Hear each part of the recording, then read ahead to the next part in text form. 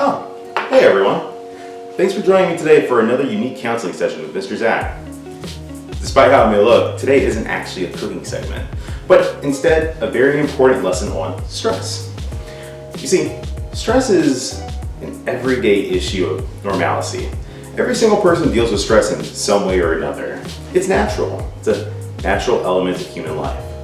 In fact, everyone also has to think about how do they approach stress. For me, when I'm stressed, I like to do comforting things like cooking or making soup. But in order to find out exactly how you want to deal with your stress, you first have to get a better understanding of it. So, in order to better understand stress, we have to first ask a very important question. So, what exactly is stress? Stress is often referred to as the mental and physical exhaustion that we feel in our everyday lives. From butterflies in your stomach to a migraine before a big test, it's essentially what you feel whenever you're in a stressful situation. Speaking scientifically, stress has to do with the excessive production of a hormone in our brain called cortisol. Cortisol is pretty famous for being a fight or flight hormone, essentially something that gets us out of trouble. But the bigger issue is with how stress makes us feel. The truth is, if you feel stressed, you can't really be productive. So, the question everyone seems to be asking is, what exactly makes us so stressed? Well, as mentioned just a moment ago, stress is usually the result of stressors. Stressors are essentially anything in your life that, well, can be complicated, time-consuming, or even downright exhausting. And of course, stressors can take many forms. Sometimes stressors take the form of that homework assignment that's just killing you all day. Or sometimes stressors can be a really awkward social situation. But stressors can also be really simple. Maybe just not eating your favorite food can result in you feeling more stressed. And of course, stressors aren't just inside or even just outside of the school. They're everywhere. So we begin to wonder, how does something like stress or just missing your favorite meal end up with you feeling a lot more negative for the rest of the day?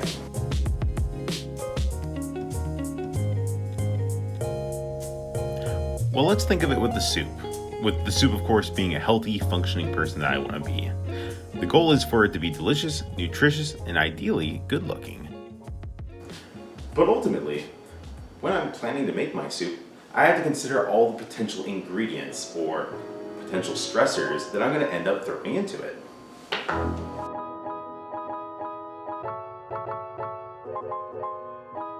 I could add the things that are really healthy for my life, like carrots.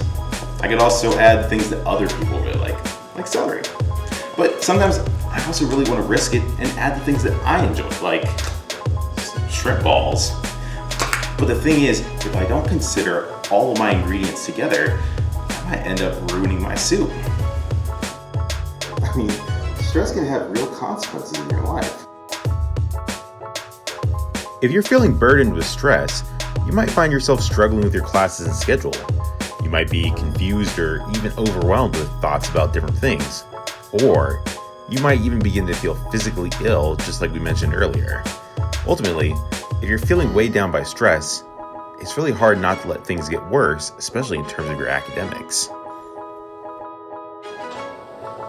But as you can imagine, I always have one student who says, it doesn't matter how many responsibilities I have, I'll get all the work done, I'll never be stressed. Oh, that's great too in its own sense. Maybe you can live a hectic school life, get all of your responsibilities done on time, and everything seems okay. But the reality is, the stress still has a toll. I mean, once again, let's take the soup for example. Now, we can add all the ingredients we want to this soup. But take a look at this example. The broth is already filled to the brim. At any singular moment, at the slightest touch, it could spill over. That constant state of stress that risks an emotional meltdown, that's anxiety. And nobody in school wants to struggle with anxiety. So what can we do to avoid struggling with our stress? Well, one really good method is to remove the stress, much like the ingredients in our soup. But sometimes you have stressors that, well, like homework, you just can't remove. So maybe alternatively, we can think of ways to deal with stress in a way that doesn't actually have to be as stressful as it really is. Such as, for me, I like to take my stressors to a less stressful environment. Maybe not your bed during COVID, but somewhere that has maybe less people, furniture that you like, or even some place that you can listen to your favorite music. Any of these can really reduce the amount of stress that you're struggling with on a daily basis. But alternatively, we can just break up our stressors. Instead of doing 2 hours of homework, we can break it up with mindful meditation activities, deep breathing, something that can really bring a little bit more relaxation to whatever our responsibilities dictate we have to deal with. In fact, I really recommend you check out my website for a number of great resources on ways that you can break up your stress, indulge in some meditation, and ultimately be more at peace of mind.